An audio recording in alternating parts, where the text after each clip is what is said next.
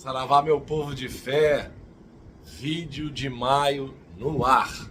Depois da vinheta, a gente conversa um pouquinho.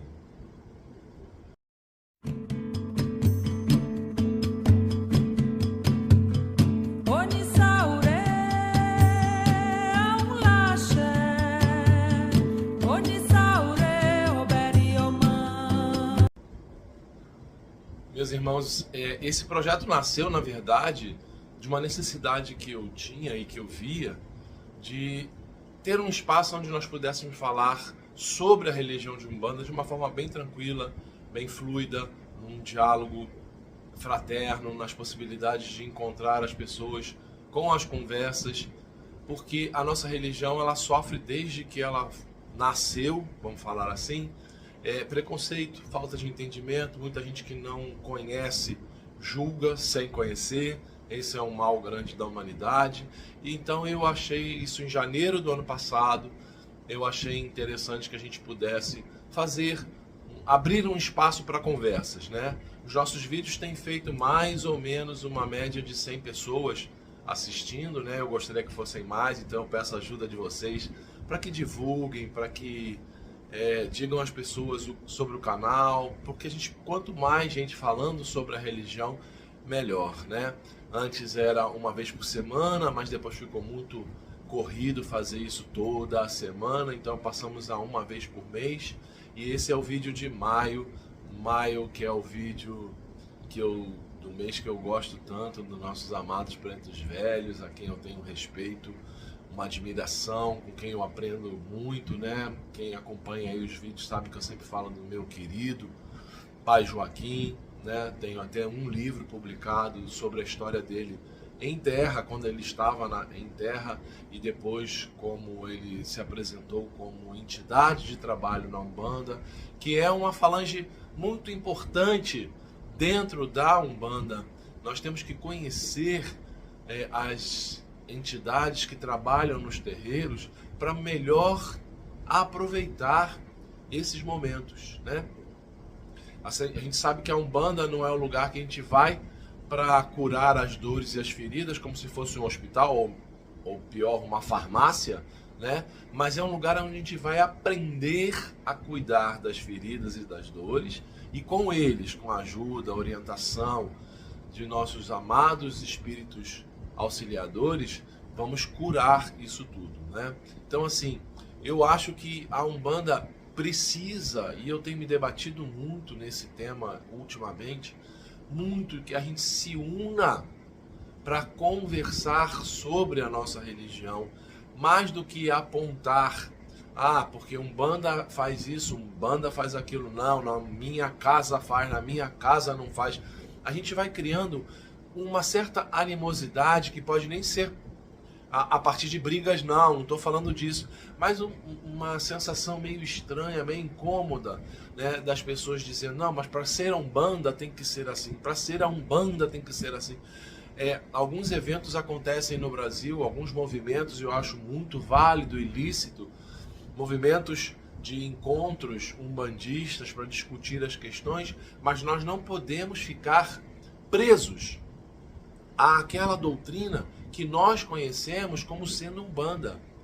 Eu não estou dizendo para a gente abrir o espaço para que tudo seja Umbanda. Não, nós temos visto coisas complicadas, né? Eu não preciso citar exemplos, quem acompanha as redes sociais sabe o que eu estou falando, coisas que deixam os umbandistas, principalmente meus mais velhos, que veem essas coisas e ficam assustados, mas também eu estou querendo dizer que nós precisamos conversar mais com a diversidade da Umbanda, primeiro, para fortalecer a religião, e depois, aí sim, com essa diversidade alinhada, podermos não ir contra. Eu não sou contra ninguém, cada um faz o que quiser, desde que esteja bem, que esteja, né?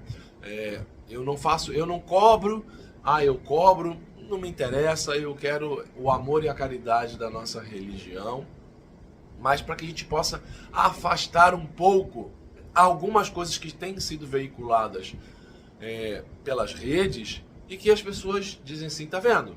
Isso aí é Umbanda. Você é um bandista? Você já viu fulano? Você já viu a pombagira assim? Você já viu o caboclo assim? Aquela entidade, meus irmãos, a gente não fecha o escantilhão, não pode fechar. O Brasil é gigantesco, né? Nós temos algumas matrizes, né, de onde essas raízes saem, nós sabemos disso, mas algumas extrapolações que temos, estou falando de novo, temos visto, precisam não serem freadas, mas precisamos ter um aporte de dizer assim, olha, não é a Umbanda, apesar da Umbanda ter coisas bastante diferentes em práticas religiosas diferentes do Brasil, né, da região norte, região sul, a região sudeste, mas isso assim não é Umbanda, isso como se faz também não é Umbanda. Se faz alguma coisa dentro de um terreiro de Umbanda, um zelador, uma zeladora, que tem uma formação, por exemplo, advinda mais das raízes africanas. No outro dia eu escutei, porque na Umbanda não tem búzios. Tá, não tem. Ok. Mas o zelador e a zeladora que tem essa origem e recebeu, por exemplo, a mão de jogo de alguém de candomblé, ou mesmo africano, diretamente da África, então por que a Umbanda não vai ter? Na minha casa não tem o búzios, tá, Umbanda. Na casa do outro tem búzios, tá, Umbanda, desde que ali dentro seja prestada a caridade, o amor, as entidades de luz que baixam, que atendem simplesmente pela caridade. Isso é Umbanda. Não podemos, eu vou falar de novo, não sei se as pessoas não vão gostar disso, do que eu estou falando, mas é o que eu tenho visto. Nós não podemos fechar a Umbanda numa regra, sabe, muito estrita, restrita, porque senão, meus irmãos, nós vamos ter pouca Umbanda. E as outras coisas que se fazem por aí, então vai ser chamada de o quê? Né? Também não gosto, eu, Daniel, particularmente falando, dessas denominações, dessas classificações, mas o ser humano ele é dado à classificação, né? Nós somos darwinianos de ficar classificando tudo o tempo inteiro, mas eu não gosto muito. Umbanda branca, Umbanda traçada, Umbanda molocô, Umbanda, sabe? Umbanda sagrada. Para mim toda Umbanda é sagrada porque nós lidamos com o sagrado. Então essas alcunhas de tipos de Umbanda, elas geram, infelizmente, uma certa rixa entre as pessoas. E assim, a sua Umbanda é pura? Eu já escutei pessoas falando isso para mim, perguntando, a sua Umbanda é pura? A minha Umbanda é Umbanda, né? A minha Umbanda pratica algumas coisas que outros terreiros que eu já fui, que eu já visitei, não praticam. Eu ando muito em terreiros, né? Vocês que estão aqui na rede sabem disso. Eu vou a muitos lugares convidado, eu vou a alguns lugares fazer as palestras, falar dos meus livros sobre Umbanda, eu vou mesmo para conhecer. Nós já fomos a Portugal, a Espanha, a Itália, em terreiros de Umbanda, e foram experiências maravilhosas, né? Fora do território brasileiro, ver a religião nascida em terras do Brasil, lá fora. Eu já fui fora do meu estado, do Rio de Janeiro, em terreiros. Sempre que eu sou chamado e que eu posso, eu vou. Eu gosto de conhecer essa diversidade, com todo respeito, com todo carinho. Eu vejo coisas, às vezes, nos terreiros que não são feitos no meu terreiro, mas isso não quer dizer que não seja Umbanda. Eu sempre me sinto muito bem, muito confortável, muito bem acolhido, mas nós devemos repensar. Vamos repensar essas questões de fazermos eventos umbandistas, com pautas para discussões umbandistas, mas que não afetem, que não diminuam, que não enfraqueçam outras possibilidades de práticas umbandistas, porque se nós fecharmos, repito, o escantilhão, vai sobrar pouca coisa. Nós não temos um livro dogmático. Nós temos aí no Brasil algumas tentativas de elencar tarefas e práticas que conduzem à religião de Umbanda, mas mesmo assim elas, as que eu conheço, não conheço todas nem muitas, mas eu conheço algumas, mesmo assim elas excluem da denominação Umbanda outras casas que eu conheci, que eu conheço e que não me pareceram nada não Umbanda. Algumas coisas que se faz, que se veiculam por aí, que novamente vou repetir, os meus mais velhos são meio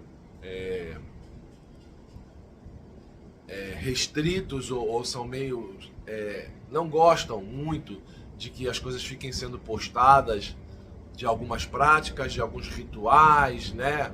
Então tem casa que não tem nem Instagram, não tem Facebook, porque não quer ficar mostrando.